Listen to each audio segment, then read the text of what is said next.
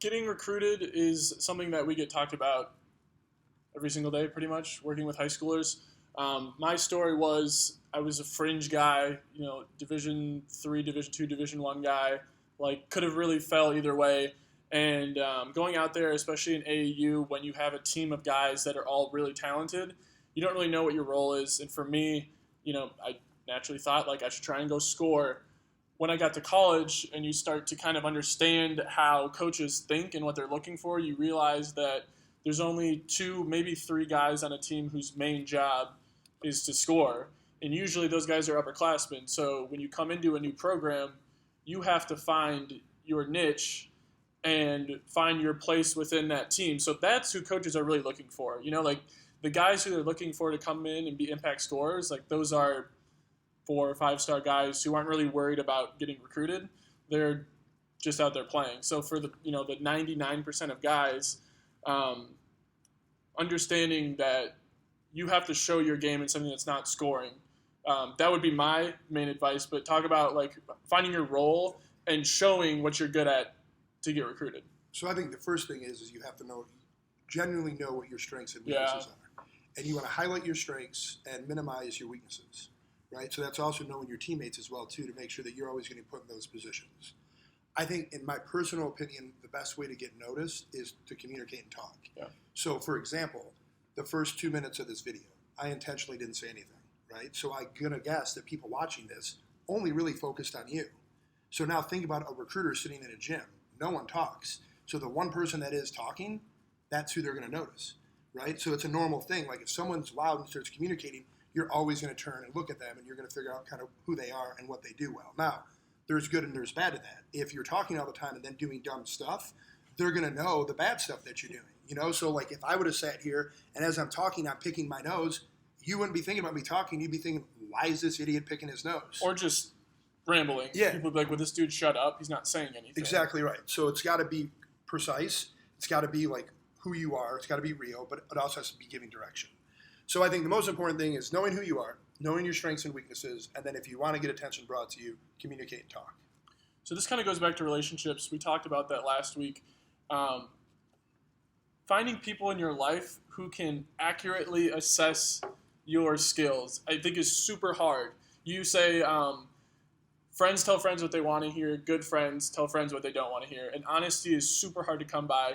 So how do you cultivate people in your life that are telling you you're not as good as you probably think you are?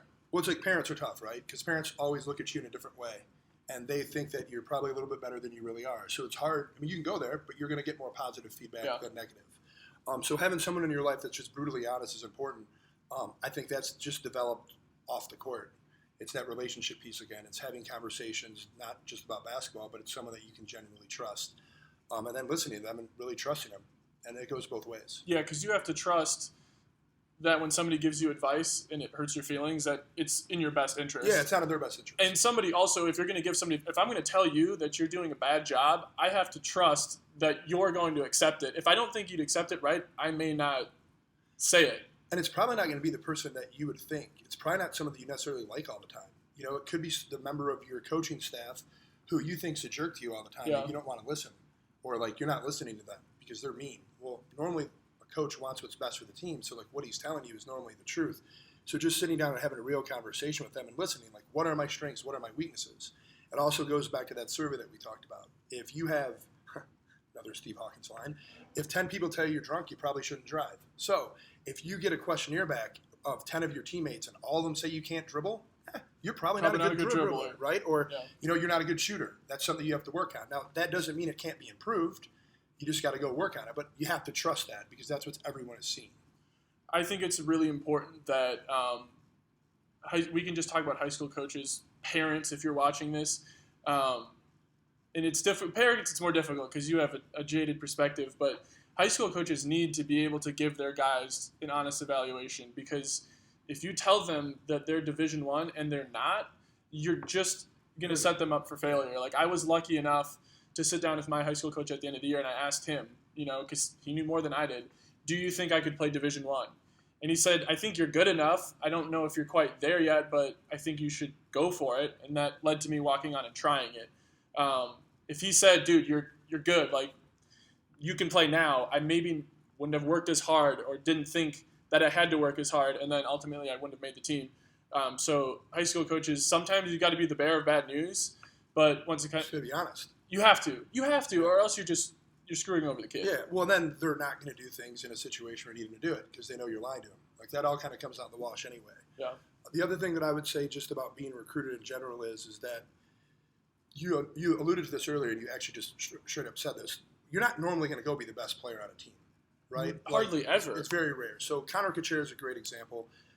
Hedman Fundamental U. He went to William & Mary. They had a senior that was their best player. Now, did he grow into being their best player over the course of his first year? He did. But he had to go there and he had to assume a role. Yeah. And normally what he does better than anyone else is he communicated.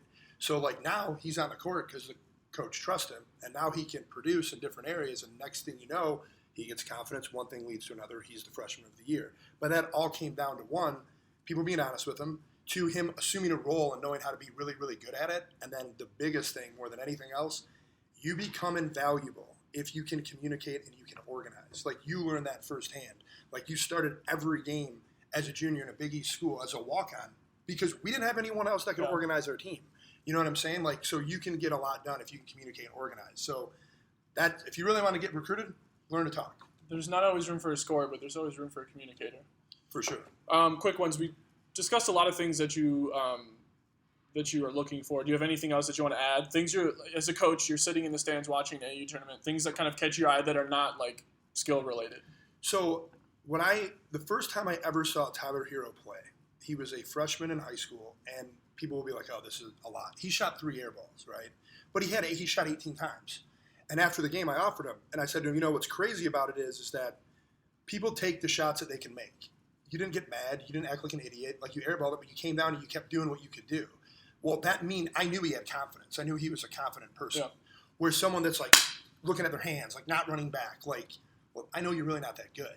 And you don't respond to adversity that well. Correct. And like, you're not investing in your teammates because you're more about yourself than anything else. Sure. I think the one thing people probably miss out on a lot is they think that to get recruited, you have to score points.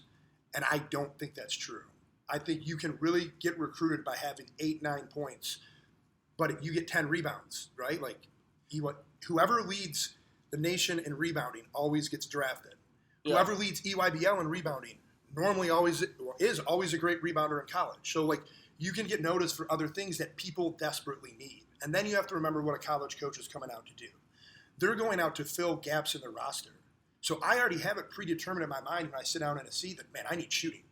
Or I need a guy who can use ball screens. Or I need a defender. Or I need someone that can rebound. So if you can do that and you can get noticed by doing that, you're definitely going to find your way on someone's roster.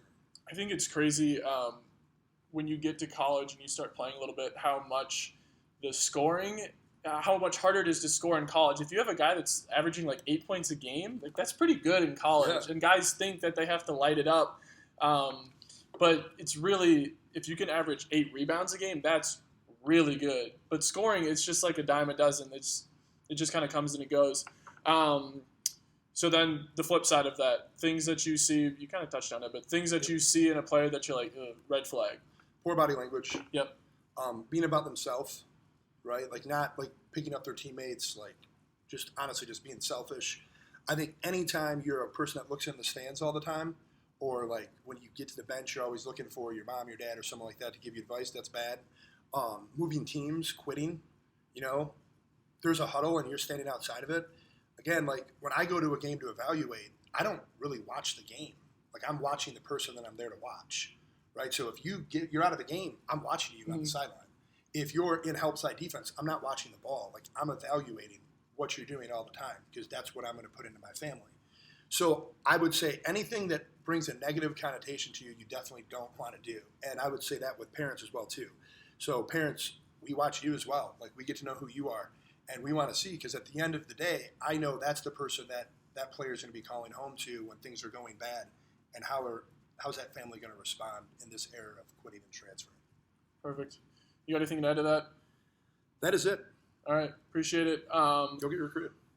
Go get recruited. We're going to have kind of like a do's and don'ts of recruiting. It's going to be kind of a summary of this. Also, that team questionnaire is a really good resource, so those are all going to be in the description. Appreciate it.